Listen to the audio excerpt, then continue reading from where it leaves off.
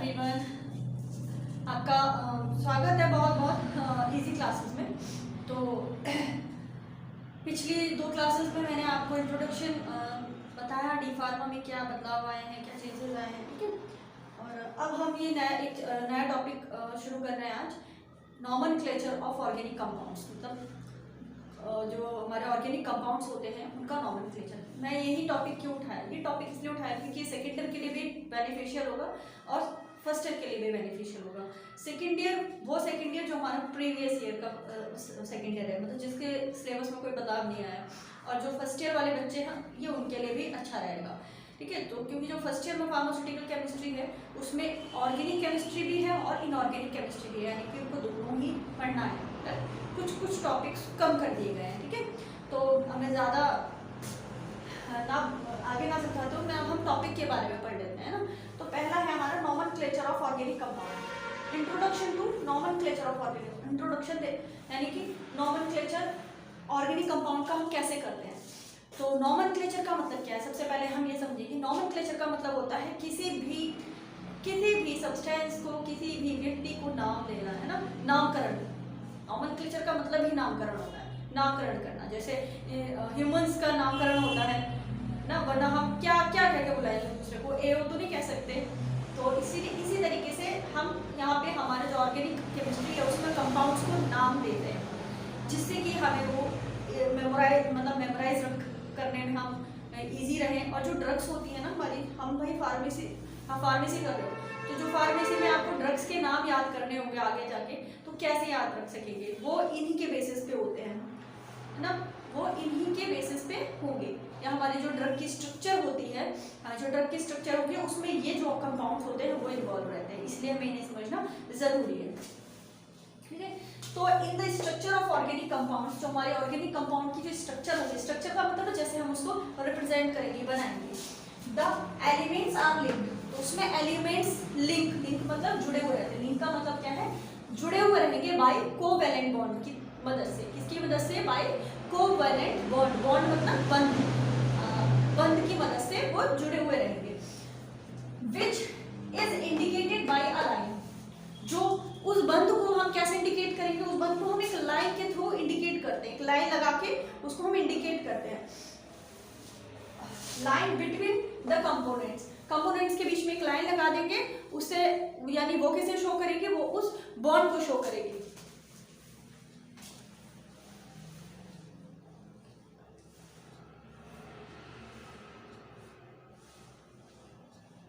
ठीक है। तो ऑर्गेनिक कंपाउंड में जो ऑर्गेनिक कंपाउंड जो है वो किससे मिलकर बना हुआ है, वो एलिमेंट से मिलकर बना हुआ। अब वो एलिमेंट्स आपस में कैसे जुड़े हुए, वो एलिमेंट्स आपस में एक कोवैलेंट बॉन्ड के थ्रू जुड़े हुए रहते हैं। उस बॉन्ड को हम कैसे रिप्रेजेंट करते हैं, उस बॉन्ड को हम एक लाइन बना के रिप्रेजेंट करते हैं। जैसे कि एग्जांपल है CH4, ये है मीथेन, ये कार्बन का एक मॉलिक्यूल, और ये हमारा हाइड्रोजन के हैं 4 एटम्स। कार्बन का एक और हाइड्रोजन के 4 एटम्स है, तो ये मिलके हो गया हमारा CH4 यानी कि मीथेन। तो इसको जो हम रिप्रेजेंट करेंगे वो इस तरीके से करेंगे, इसकी जो स्ट्रक्चर बनेगी वो इस तरीके से। ये कार्बन हो गया, कार्बन जो होता है कार्बन जो होगा वो टेट्रावैलेंट है। टेट्रावैलेंट का मतलब 4 वैलेंसी, है ना। इसके चार पोजीशंस होंगे, चारों पोजीशंस में कुछ भी अटैच हो सकता है, तो 4 पोजीशंस हैं। तो ये अब इसमें कार्बन सिंगल था तो हमने यहाँ सिंगल लिखा, और हाइड्रोजन कितने थे, 4, तो हमने इसकी चारों पोजीशंस पे लगा दिए, ठीक है। तो ये जो हमारा कार्बन है, 4 वैलेंसी ऑफ कार्बन, इसकी 4 वैलेंसी है। कार्बन की कितनी वैलेंसीज है, 4 वैलेंसीज है। आर सेटिस्फाइड मतलब वो पूरी तरीके से कंप्लीटली सेटिस्फाइड है by 4 monovalent, 4 monovalent hydrogen atom से। ये 4 हाइड्रोजन एटम है, बट ये है कैसे, ये मोनोवैलेंट है। मोनोवैलेंट का मतलब जिसमें सिंगल वैलेंसी हो, ठीक है, जिसमें सिंगल वैलेंसी हो। और कार्बन क्या है, ये टेट्रावैलेंट है जिसमें 4 वैलेंसीज होती है। तो इस तरीके से इसकी स्ट्रक्चर बन जाएगी, और यहाँ पे सिंगल बॉन्ड आएगा।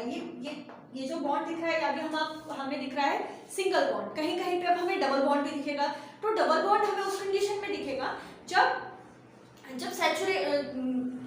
जब जो ये कार्बन की वैलेंसी कंप्लीटली सेटिस्फाइड नहीं होगी। कार्बन में चार पोजीशन है जिस पे कुछ ऐड हो सकता है। अगर वो 4 में से कोई एक जगह खाली छूट रही है, और कार्बन जो है वो चेन की फॉर्म में है। जैसे ये चेन बन गई कार्बन की, अभी और बड़ी भी बन सकती है, कार्बन में कार्बन ऐड होता चला जाएगा तो ये आगे बढ़ती चली जाएगी। तो ये सी सिंगल बॉन्ड सी बन गया।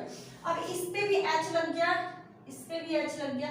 अगर ये वाली पोजीशन छूट रही है, इस पे भी H लग गया और इस पे भी H लग गया, ये वाली दोनों पोजीशन इसकी छुटी हुई है ना, तो क्या होगा, यहाँ पे हमें डबल बॉन्ड लगाना पड़ेगा दोनों के बीच में, ठीक है। तो मीथेन के एग्जाम्पल के बाद, मीथेन में क्या हुआ, मीथेन में जो हमारा कार्बन था, कार्बन की 4 वैलेंसीज थी। कार्बन में कितनी वैलेंसीज थी, टेट्रावैलेंट है, टेट्रावैलेंट में उसमें 4 वैलेंसीज थी। तो उसको जो हाइड्रोजन एटम था हमारा, हाइड्रोजन एटम था मोनोवैलेंट। मोनोवैलेंट एटम जो था वो हमारी कार्बन की वैलेंसीज को फुल्ली सेटिस्फाई कर रहा था, तो इसलिए सबके बीच में हमने सिंगल बॉन्ड्स लगाए थे। लेकिन जो अब हमारा दूसरा एग्जाम्पल है, when the valencies are not fully satisfied, जब valencies fully satisfied नहीं होती है, यानी कि वहां पे कुछ अटैचमेंट नहीं हो पाता पूरी तरीके से, तब ए डबल बॉन्ड और अ ट्रिपल बॉन्ड में पार्ट ऑफ स्ट्रक्चर, तब हमारी स्ट्रक्चर हम जो बना रहे हैं उसमें डबल बॉन्ड भी आ सकता है या ट्रिपल बॉन्ड भी आ सकता है। अगर एक जगह खाली है तो डबल बॉन्ड आ जाएगा, अगर 2 जगह खाली है तो ट्रिपल बॉन्ड आ जाएगा। देखते हैं इथाइल कैसे बनेगी, सी, इसमें क्या है, 4 कार्बन एटम्स होते हैं ना, इसके फॉर्मूले में क्या है, 4 कार्बन एटम्स है।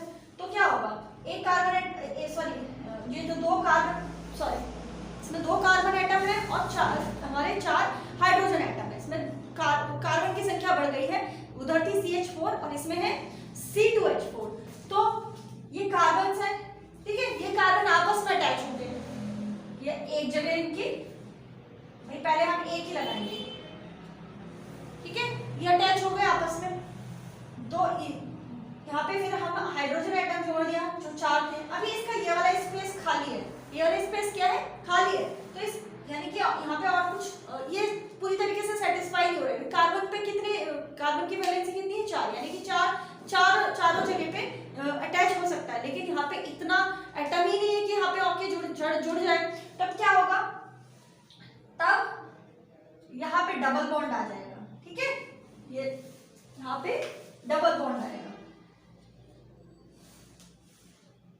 क्योंकि अभी इसका एक पोजीशन खाली है, इस वाले कार्बन की भी एक पोजीशन खाली है, इस वाले कार्बन की भी एक पोजीशन खाली है, तो यहाँ पे डबल बॉन्ड आ जाएगा। ऐसे ही एग्जांपल है एसिटिलीन,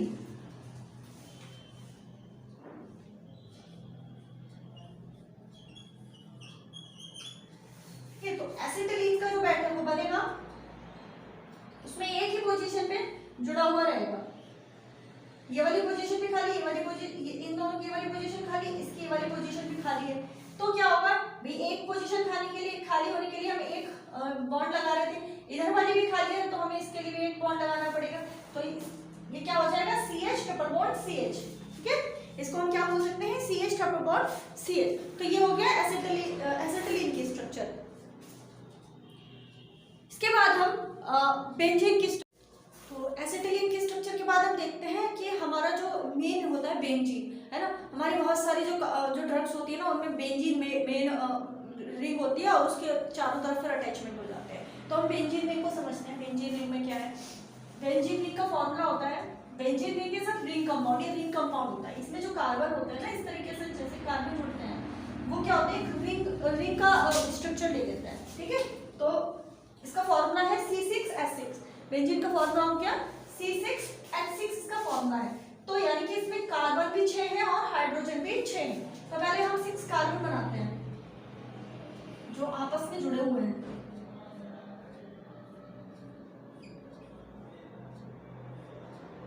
ठीक है, ये 6 कार्बन बना दिया हमने। अब 6 कार्बन बनाने के बाद हमें इसमें हाइड्रोजन भी जोड़ने हैं। हाइड्रोजन, हम हर कार्बन के ऊपर एक हाइड्रोजन आ जाएगा भाई, जब 6 कार्बन है 6 हाइड्रोजन भी, हर कार्बन के ऊपर हाइड्रोजन आ जाएगा। अब हम देखेंगे कि कौन से कार्बन की वैलेंसी जो है वो पूरी नहीं हो रही। एक कार्बन में क्या होना चाहिए, उसको चारों तरफ से घिरा हुआ होना चाहिए वो, है ना। तो अब हम देखेंगे कि कौन सा कार्बन चारों तरफ से घिरा हुआ नहीं है। ये कार्बन देखिए, 3 साइड्स तो इसकी, भाई इस कार्बन से एक H जुड़ा हुआ है, फिर ये C जुड़ा हुआ है, ये C जुड़ा हुआ है, ठीक है। तो यानी कि एक जगह छुटी हुई है इसकी, तो हम क्या करेंगे, एक डबल बॉन्ड लगाना पड़ेगा हमें। ठीक, अब इस कार्बन को देखते हैं। इस कार्बन से एक हाइड्रोजन जुड़ा हुआ है, इस कार्बन से ये जुड़ गया, तो अब यहाँ ये दो वैलेंसीज तो इसकी पूरी होगी क्योंकि यहाँ पे डबल बॉन्ड लगा हुआ है, तो इसकी वैलेंसी पूरी है। हम समझेंगे कि यहाँ पे कि इसकी वैलेंसीज तो पूरी है क्योंकि ये आप ध्यान से देखेंगे, ये कार्बन है, ये इस कार्बन से जुड़ा हुआ, पहली वैलेंसी सेटिस्फाई, दूसरी वैलेंसी X की वजह से सेटिस्फाई, तीसरी वैलेंसी कार्बन की वजह से सेटिस्फाई, बट चौथा हमारा हम इसे काउंट करेंगे। ठीक है, चौथा हम किसको काउंट करेंगे, हमारा फोर्थ जो होगा वो ये हो गया, तो इसकी तो पूरी है, तो इसलिए यहाँ पे हमें डबल बॉन्ड लगाने की जरूरत नहीं है। सेम एज नेक्स्ट में हमें डबल बॉन्ड लगाना पड़ेगा। इसका देखेंगे, इस वाले कार्बन को देखेंगे तो एक ये जुड़ा हुआ है, एक ये जुड़ा हुआ है, एक ये वो जुड़ा है, तो इसकी कमी है, तो इसलिए हमें यहाँ पे डबल बॉन्ड लगाना पड़ेगा। अब इसकी वजह से इसकी तो पूरी हो गई, इसलिए हमें यहाँ पे लगाने की जरूरत नहीं है। अगले को देखेंगे, अगले वाले की पूरी है ना, अगले वाले का क्या हो गया, पूरा, इसका पूरा हो गया, ये 2 3 4 4 पूरा हो गया। हाँ, हमें डबल बॉन्ड लगाना है, यानी कि हमें नेक्स्ट में डबल बॉन्ड लगाना है, तो इसकी स्ट्रक्चर ये हो गई। इस तरीके से यहाँ पे एक छोड़ के एक पे डबल बॉन्ड आ जाएगा। ठीक है, तो जो हमारी बेंजीन रिंग होती है वो रिंग कंपाउंड है, यानी कि एक रिंग सा बना लेती है, जहाँ कहीं से स्टार्ट होगी फिर से वहीं पे आ जाएगी, तो ये रिंग कंपाउंड है। देयर आर 3 डबल बॉन्ड्स, इसमें 3 डबल बॉन्ड्स है इस स्ट्रक्चर में, क्योंकि benzene has carbon attached. Benzene में क्या है, 6 कार्बन है। बेंजीन में कितने कार्बन है, 6 कार्बन है, जो कि अटैच हुए हैं सिंगल हाइड्रोजन एटम से। ठीक है, ओनली 3 वैलेंसी, जो 6 कार्बन है उनकी 3 वैलेंसी ही सेटिस्फाई हो पा रही है, चौथी जो उनकी वैलेंसी वो सेटिस्फाई नहीं हो पा रही, इसलिए डबल बॉन्ड आए। इन डबल बॉन्ड की वजह से क्या हुआ, उनकी जो चारों वैलेंसीज थी वो सेटिस्फाई हो गई है। तो इस तरीके से हमारी बेंजीन की स्ट्रक्चर बनती है।